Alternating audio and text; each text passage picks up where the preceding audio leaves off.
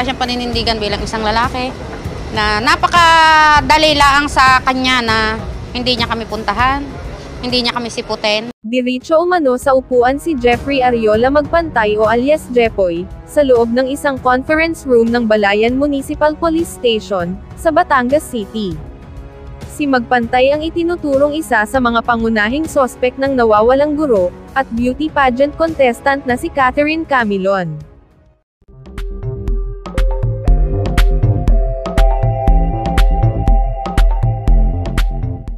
Kanina ay humarap si Magpantay sa tauhan ng Criminal Investigation and Detection Group o CIDG-4A, para kumpirmahin ang ilang personal na detalye.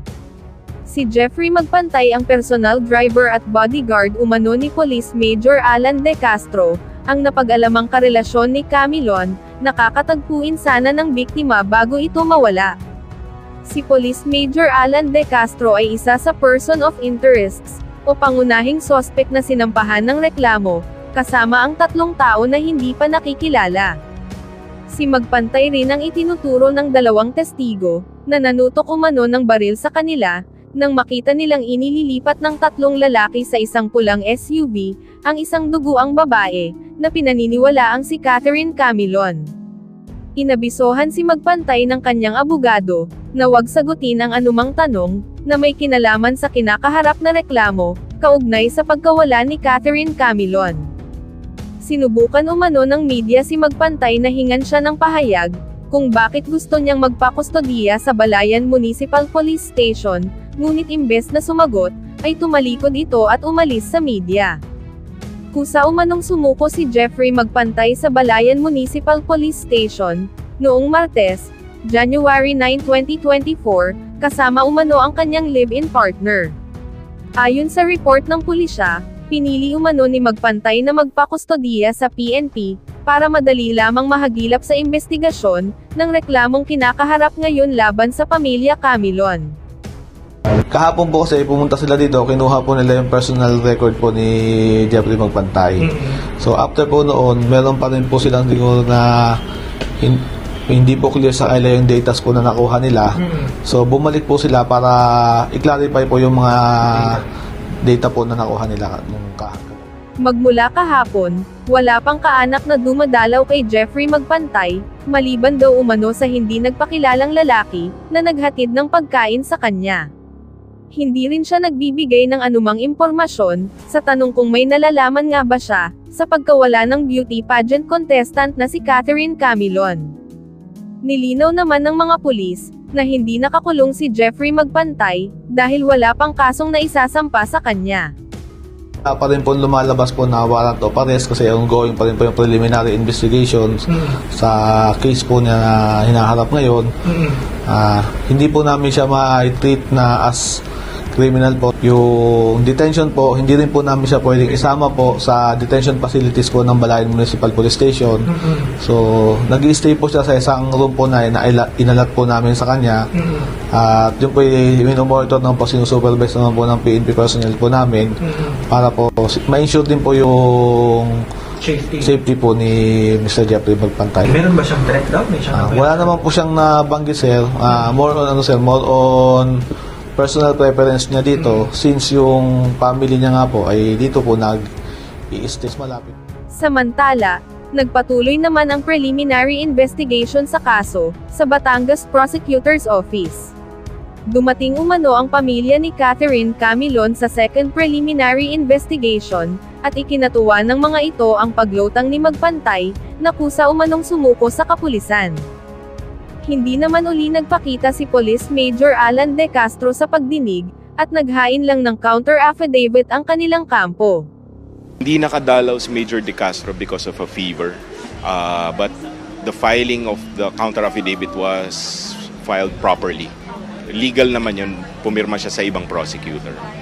The next preliminary investigation is on January 17, 1:30, same time. Hindi siya required pumunta actually. Ang required lang pumunta are those who will execute a reply affidavit. Bagay na ikinadismaya uli ng ina ni Catherine, na naglabas pa ng sama ng loob, kung bakit hindi sila sinisipot ng sospek na si Police Major Alan De Castro, para sagutin ang mga katanungan sa pagkawala ni Catherine Camilon. Wala siyang paninindigan bilang isang lalaki na napakadali laang sa kanya na hindi niya kami puntahan, hindi niya kami siputin, ni hindi niya iniisip kung ano ba ang pakiramdam ng kagaya namin. Na inaasahan siya na sa kanya manggagaling, sa kanya magmumula kung ano ba talaga. Ang pag-aalaala ko bilang ina, yun iiwinawala ko dahil ako sa Panginoon naasa. Sobrang halos kung susuko ka talaga ikakamatay mo yung sakit at hirap na mararamdaman yung nararamdaman bilang ina. October 13, 2023 pa nang mawala si Camilon, na magpasa hanggang ngayon ay hindi pa nakikita. January 17, 2024 naman ang susunod na pagdinig sa reklamo, na inaasahang magpapakita na ang pangunahing sospek na si Police Major Alan De Castro. Sa akin, wala pa akong kalinawan para sa aking anak. Sa kanya naman, kay De Castro naman, wala ka namang malaman kahit ano. Wala naman siyang sinasabi kahit ano. Kaya, wala naman kami ibang hinihiling kundi yung magkaroon ng linaw. Yung malaman namin kung nasaan ang aming anak talaga. 2 buwan na rin. Hirap. Kailangan magpakatatag kahit sobrang mahirap. Pwede lang ba masito na? Hindi mo may maasa. Naasa ako. Magulang ako nanay ako na walang ibang hahangarin para sa mga anak, hindi yung kaligtasan yung basta yung gusto ko bumalik siya, ligtas, buhay. Ano mo sasabihin niyo? Simula pa lamang naman nung umalis siya, minsan hindi ko inisip na hindi siya makakabalik sa akin. Ma'am, pag meron sa malaki ang chance na makakaharap po si Lucas, kung makaharap siya, kumatin po siya dito sa criminal investigation. Noon pa lagi kong sinasabi sa kanya na ibalik niya ang aming anak, ilabas niya kung nasaan. Wala na naman kaming ibang hinihiling pa eh. Ano yung may galit sa kanya? Ay, nandun ang galit, hindi mawawala yun. Dahil yung aming anak, wala. Hindi namin alam kung nasaan.